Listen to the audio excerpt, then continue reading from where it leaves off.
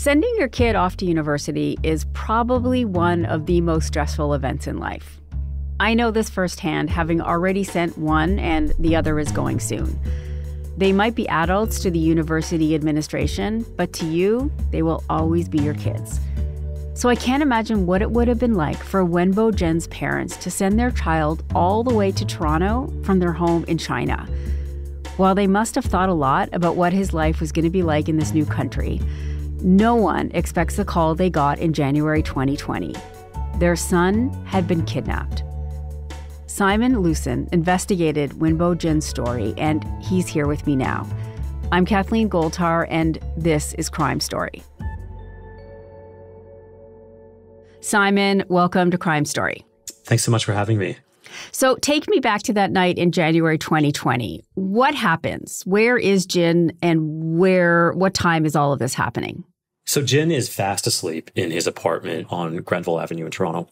And it's 3 a.m, and he wakes up to hear the sound of male voices inside his apartment. And he assumes that this is just a break-in. He thinks to himself, they're probably just looking for cash or jewelry. I'll just stay quiet and this whole thing will end quickly. Mm-hmm. And then seconds later, these two men burst into his room, and one of them is holding a gun. It's actually a starter pistol or a replica pistol, but it looks like a real gun. And both of them are wearing ski masks. He can't see their faces. One of them puts him in a chokehold. The other one holds the pistol to his face, and they instruct him to get out of bed and to stand up against the wall. They bind his arms behind him with zip ties. They put duct tape over his eyes and over his mouth, and they put him back on the bed. And then minutes later, they remove the duct tape from his mouth, and they force him to take a pill, a 5 milligram tab of Seroquel, which is a sedative. And he's so terrified that despite having taken a sedative, he can't actually get back to sleep. He's lying there on his bed in a kind of drugged, delirious, but very much awake state. And he can hear these two men ransacking his apartment, turning over furniture, rummaging through drawers. And they come back into his room again and again and again. And each time they come back into his room, they're surprised to see that he's still awake, and they administer another tab of the drug. They probably gave him about 4 or 5 pills over the course of the night, but he was so terrified that actually the drugs were no match for the adrenaline that was coursing through his body. And he remains awake the entire night. And this goes on hour after hour after hour. It gets to a point where the men have stopped ransacking. They're just sitting around and waiting. And he is lying in bed, wide-eyed and terrified, wondering what's going to happen, until about 10 to 9 when his alarm goes off. That's his morning alarm. Keep in mind, the men broke in at 3 a.m. So this is now 5 hours later. Jeez. It's actually, pardon me, it's 6 hours later. The sun is rising. He's due to get to school momentarily. And he has no idea what the men are there for. He thinks that they're looking for something. He thinks that they maybe thought that there was some item of value in the apartment and they're trying to find it. He can't imagine what that item of value might possibly be. Then around 9 o'clock, the men walk into his room again, and this time they're holding a really large hockey bag. And they tell him to curl up into a ball tight enough to get inside the bag. And this is when he realizes that the item of value they were looking for is him. They throw in a bunch of clothing to sort of pad the bag out. And then at 9 a.m. in broad daylight, they take him out of the apartment. He feels the kind of cold winter air as he's being hauled out of the apartment and then eventually placed in the trunk of a car. At that point on the road, he finally falls asleep. Or when he wakes up, he has no idea where he is. He feels himself being hauled out of the car. He feels himself being taken into a building, a house as it would turn out, carried up the stairs, laid out on the bed. He asks the men where he is. And this is when he finds out that he's been kidnapped for ransom. The men weren't looking for anything in his apartment. They were looking for him. If they were just looking for him, why were they? Do you have any idea why they were ransacking the place and why, what that was all about? I think they were just passing the time. Oh. Yeah. Because they were waiting for him to pass out. They were waiting for him to pass out. The plan originally for the kidnapping was for him to pass out quickly and for them to leave within minutes. Right. So they were just passing the time, and they were hoping maybe to find some valuables. Oh, interesting. Okay. So this was clearly planned. It might not have gone exactly as it was planned because it took a lot longer for him to pass out. But tell me what you know about the men who were behind this and what their plan was. So the ringleader is a guy named Zhu Zhang, and he's a man who's got a kind of underworld life. He has a pretty sophisticated documents lab in his Scarborough apartment where he can forge anything from passports to health cards. He's involved in a lot of credit card scams. He's orchestrating break-in and enter robberies, and they're on the more extreme end. I mean, the kind of break-in and entering where you come into someone's house in the middle of the night and tie them up with zip ties and threaten them with guns. And then he has his sort of sidekick, a guy by the name of Ian Chan. Ian Chan is young. He came to Canada as an international student at age 16. He doesn't have much by way of a social network or family in Canada. He's very lonely. And Zayu Zhang is 12 years older than him and sort of takes him under his wing.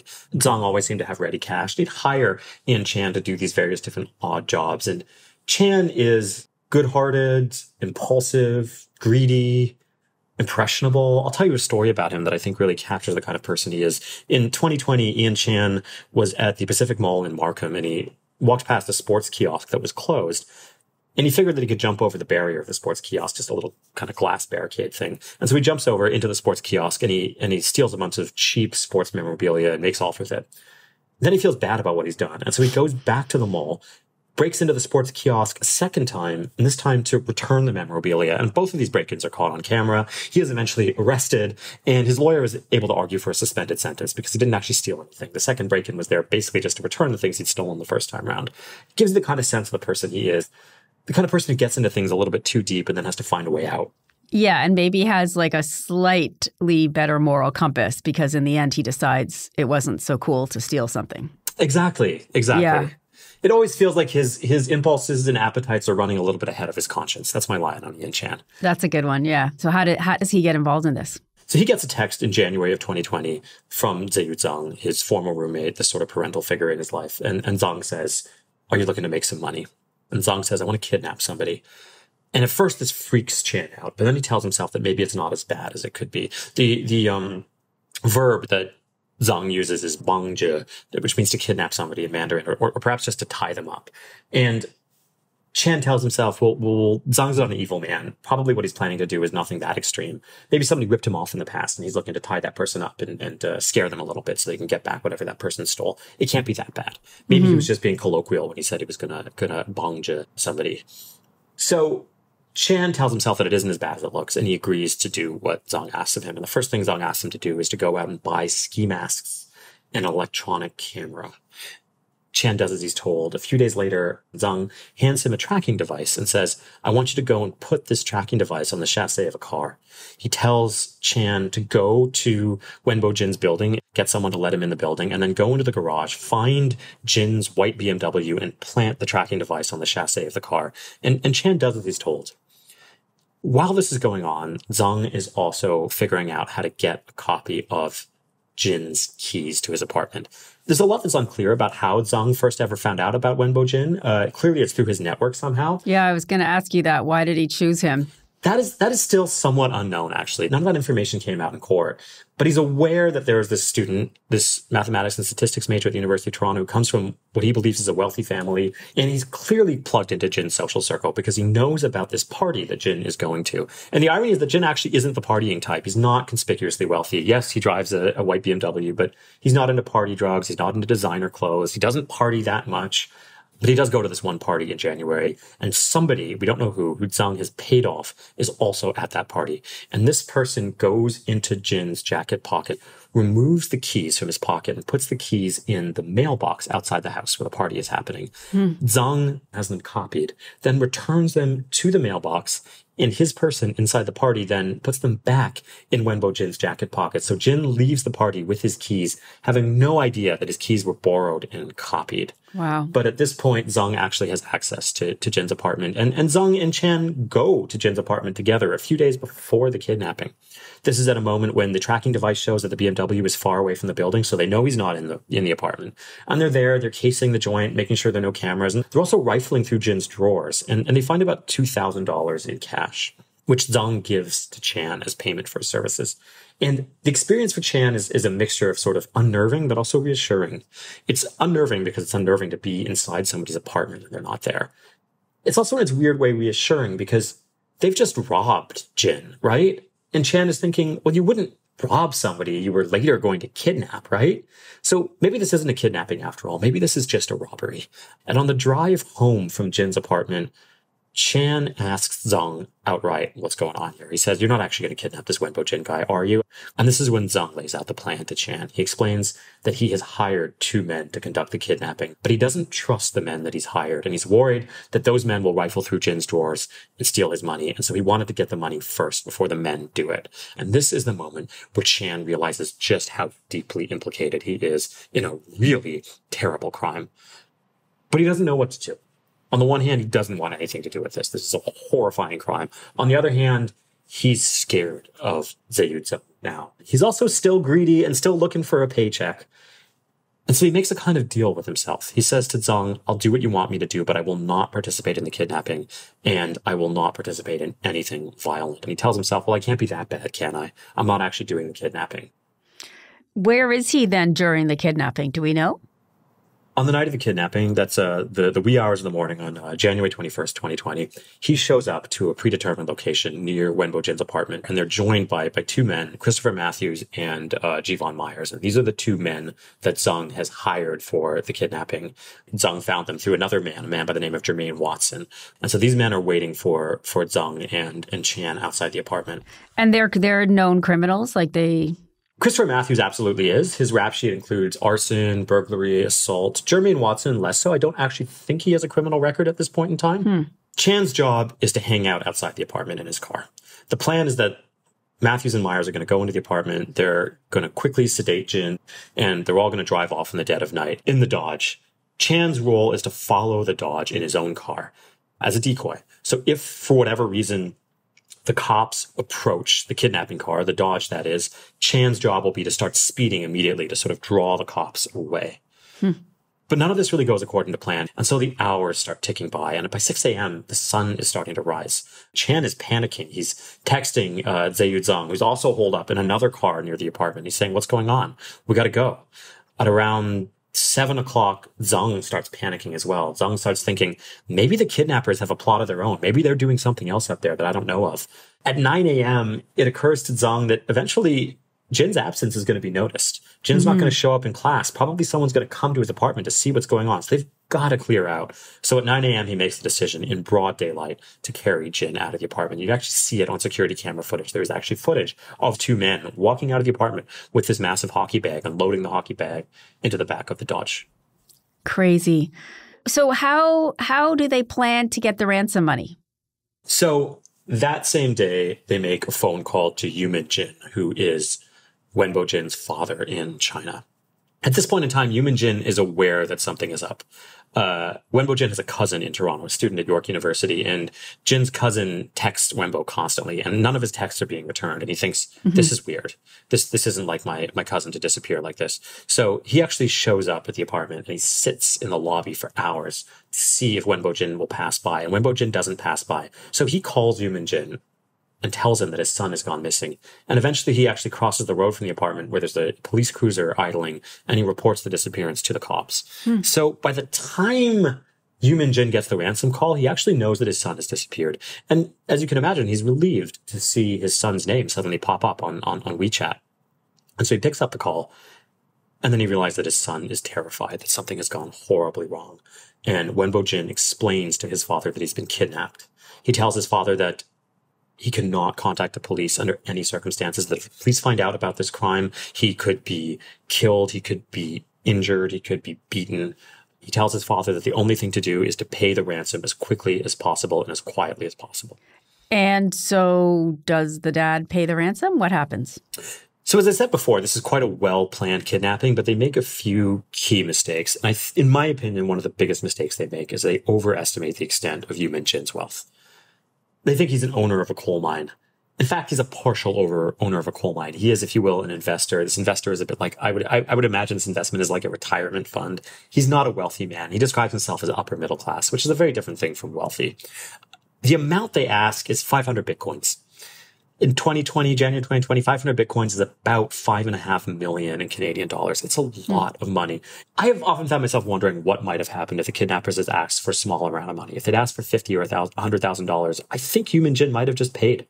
But because they asked for such an egregiously large sum, they force Yumin Jin to do the exact thing that he promised he wouldn't do, which is reporting the crime to the authorities. And they actually come up with a pretty good plan of their own, right?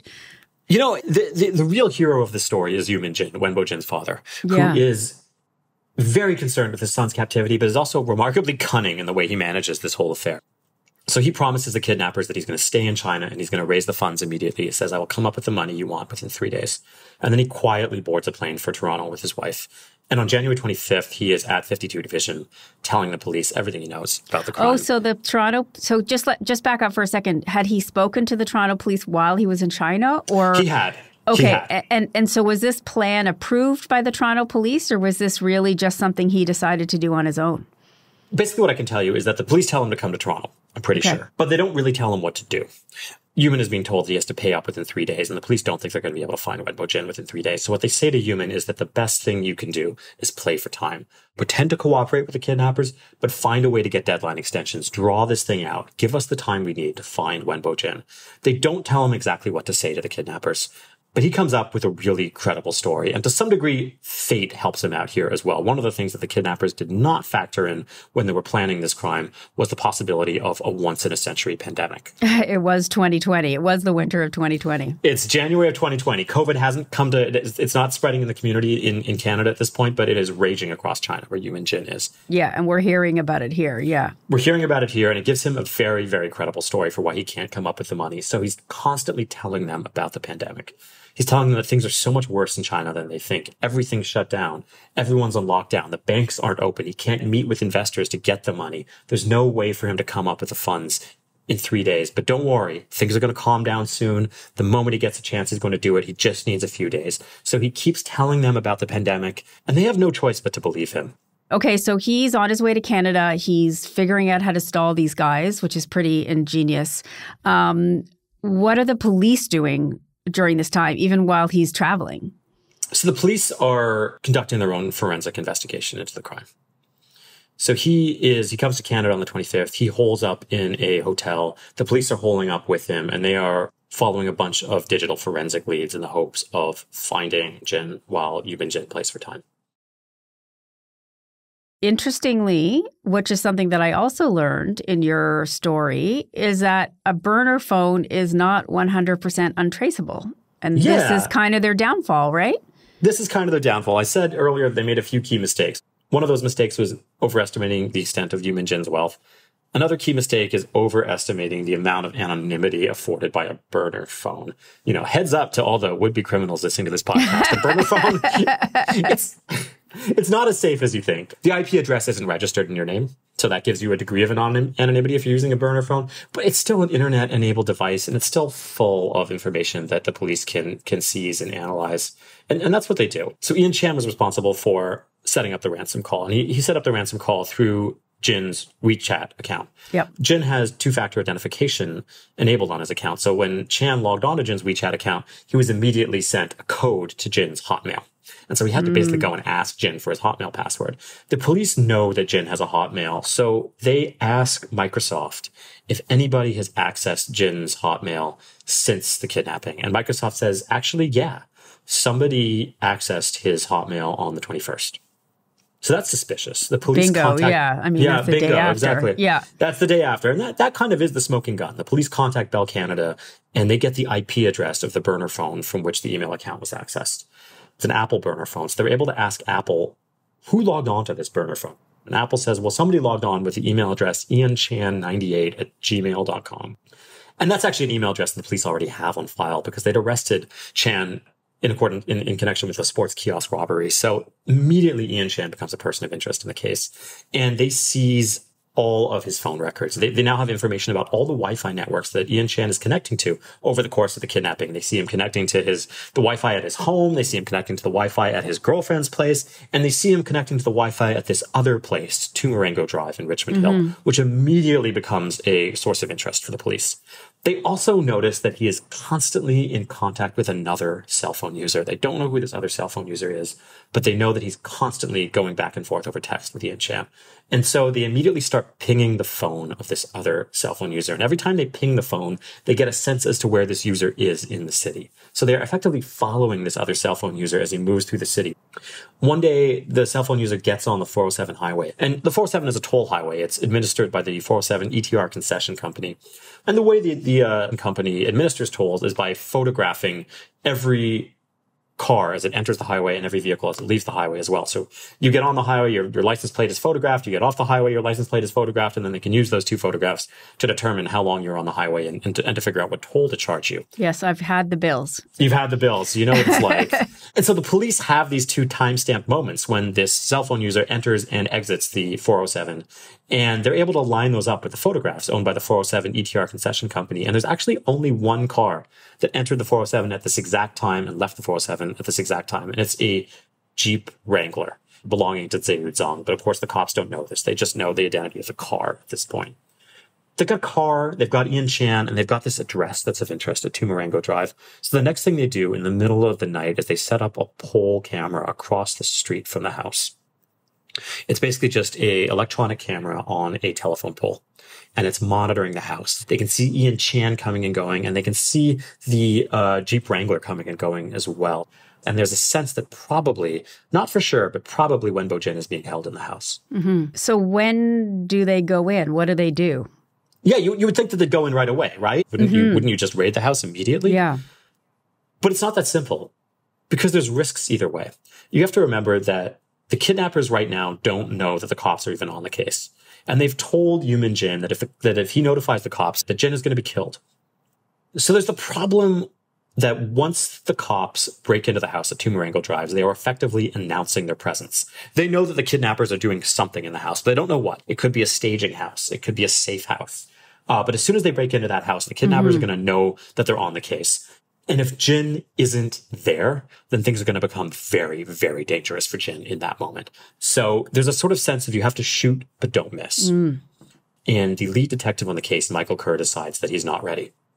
And he's not totally sure that Jin is being held in the house, and he doesn't want to risk raiding the house and announcing his presence. So what makes him decide that they're ready to go in? So all this time, Yumin Jin is holed up in a hotel downtown, and he's communicating with the kidnappers. He's telling the kidnappers that he's in China. He's playing for time. He's also asking them to put his son on the phone one more time. He's saying, I miss my son. I want reassurance that my son is okay. And the kidnappers are feeling a lot of pressure to arrange a second call between Yumin Jin and his son Wenbo. And eventually on January 31st, they agree. The cops are with Yumin Jin when the call is connected, and they are watching the house at Tumarango Drive. And they see Ian Chan entering the house right before the call is connected, and they see him leaving the house right after the call is disconnected. That's pretty strong evidence that the call happened at Tumarango Drive. It doesn't prove anything. And there's a lot of debate within the investigative team as to whether this is evidence enough to justify going into the house and taking that risk.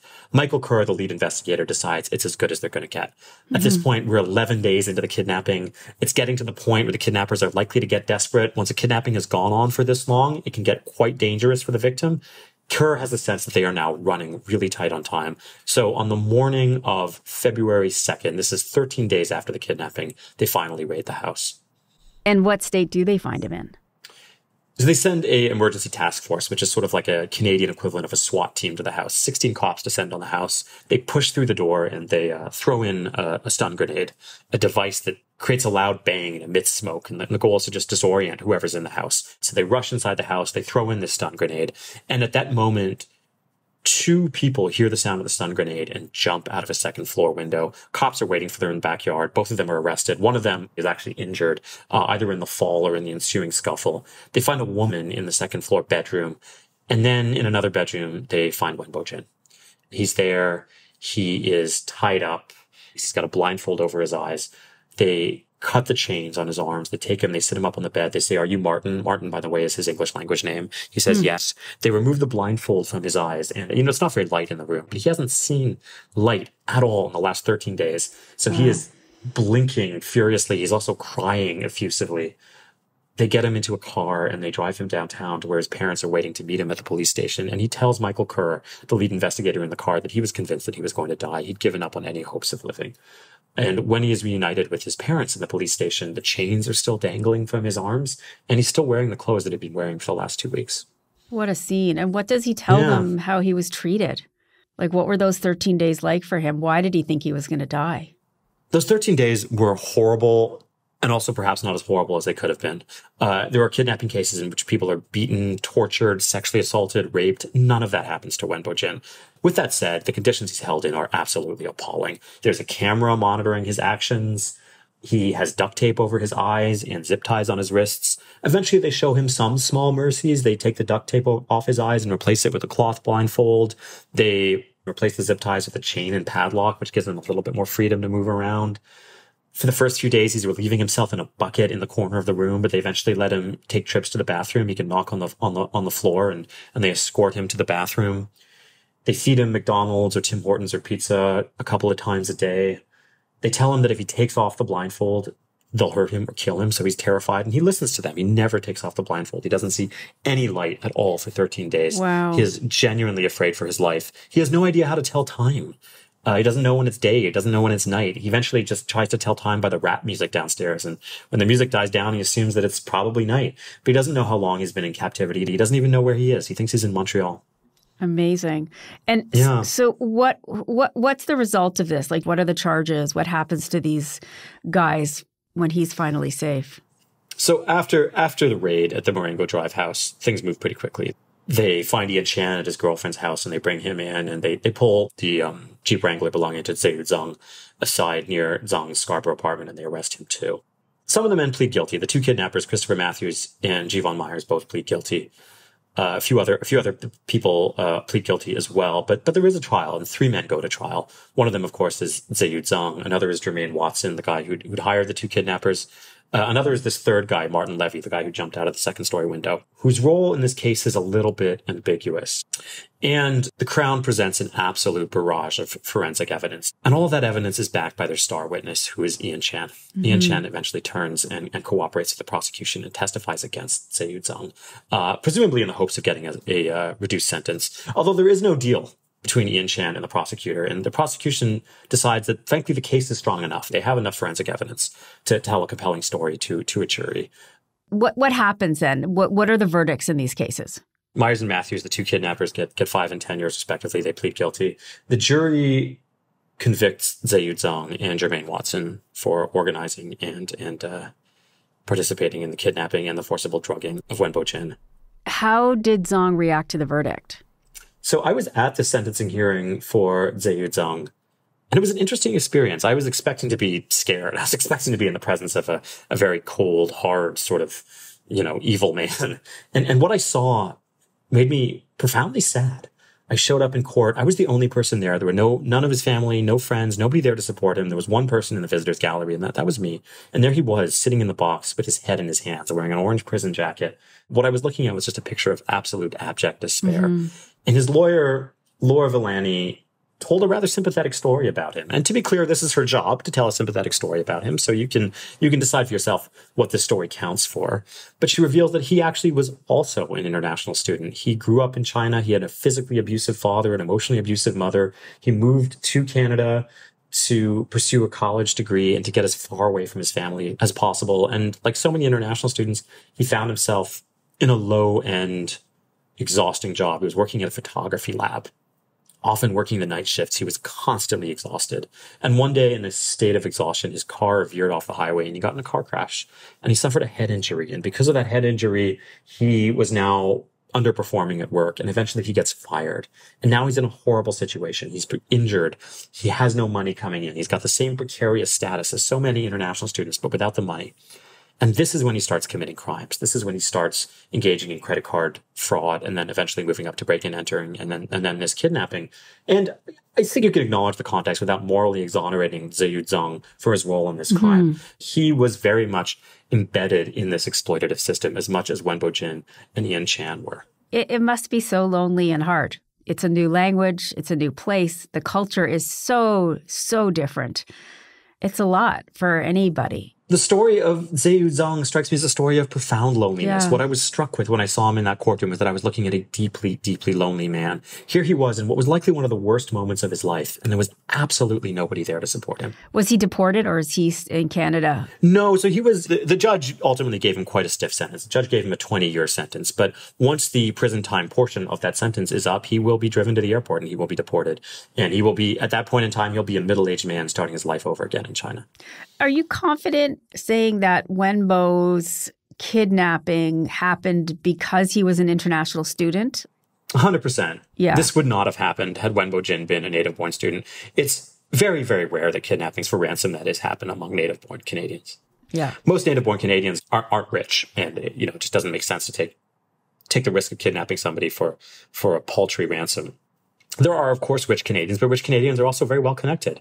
And the risk of kidnapping a very well-connected Canadian is far too high for anybody to take. There is one story in 2006, a guy by the name of Graham McMinn, he's the son of a millionaire in Vancouver, was kidnapped. And the story was huge. It was all anybody in BC was talking about. There were 400 officers on the case. They found Graham McMinn so quickly. And this is what happens when Canadian-born rich people get kidnapped. I mean, it's a huge story. The police spare no resources. Everybody talks about it. Criminals don't like that kind of heat. So it really doesn't make sense to kidnap a native-born Canadian. If you're from this kind of cynical perspective of a would-be kidnapper, what you're looking for is somebody who is wealthy but not well connected. Right. Someone who is both wealthy and marginal. And there are not a lot of people who fit that description, but international students kind of do. Yeah, it does sound like these international students kind of exist in this gray area. And I think these kidnappings are much more common than we think. I mean, there are certainly other documented cases of kidnapping. There was a Chinese student by the name of Kai Kong Jackie Lee who was kidnapped in Vancouver in 2004. Another student named Sinong Lee who was kidnapped in Richmond, BC in 2013. Very shortly before the Wenbo Jin kidnapping, a student by the name of Wan Zhen Lu was kidnapped in his condo in March 2019, and he was taken out to an unheated barn in the Hamilton area and held in shackles there, later released eventually when the kidnappers freaked out and let him go. And for every crime that's been reported, there have probably been many more that were not reported. The whole notion of these crimes is that you conduct them without the authorities finding out. Right. I don't think Robert McMinn, the father of Graham McMinn, would have believed the kidnappers if they'd said, we've paid off the RCMP, don't report the crime. He knows enough about Canada. He knows enough about law enforcement to know that wouldn't happen. Right. But a parent in China might believe that. If a kidnapper calls you and says, I've kidnapped your son, and by the way, the cops in Canada are extremely corrupt and I'm connected with the RCMP, I've paid them off. If you report this crime, your son will die, but the cops won't do anything about it. Someone who lives far away from Canada and doesn't know a lot about Canadian law enforcement and doesn't have a lot of connections in Canada may be inclined to believe that and story. Also places where police are bought off. Exactly. That's right. Yeah. So, but, a little twist to this story is that you actually are a professor at the same school that Wenbo went to. Do you have any sense of what universities could do to help keep the students a bit safer? I think we could be doing a lot more. First of all, I really think that schools should be housing international students. They should be making a much bigger effort to provide safe, secure housing, preferably on campus, instead of leaving students to the vagaries of the housing market. Mm-hmm. I think we should be doing a lot more to place international students in employment programs instead of forcing international students to rely on shady employers who are intent on exploiting them. We could be telling international students much more about their rights and where to go for legal representation, including potentially legal advice in their home language. We could be telling students about what is likely to get them deported and what is not likely to get them deported, because the threat of deportation is so often the thing that enables people to extort international students, and we're really not doing any of that. How is Wenbo now? The kidnapping absolutely ruined his life in a lot of ways. Afterwards, he tried to get back into his studies, but he couldn't. He'd become kind of famous, particularly in China. The media stories sort of seem to follow him everywhere he goes, particularly back home. He was constantly waking up in nightmares. He was terrified of sleeping alone. He eventually decided that he couldn't complete his degree in Toronto, and he moved back to China. But he has been profoundly changed and profoundly traumatized by these events. Wow. At least he knows his parents will always be there for him. Absolutely. Okay, this was great, Simon. Thank you so much, and thanks for all your work. Thank you so much. I really enjoyed this.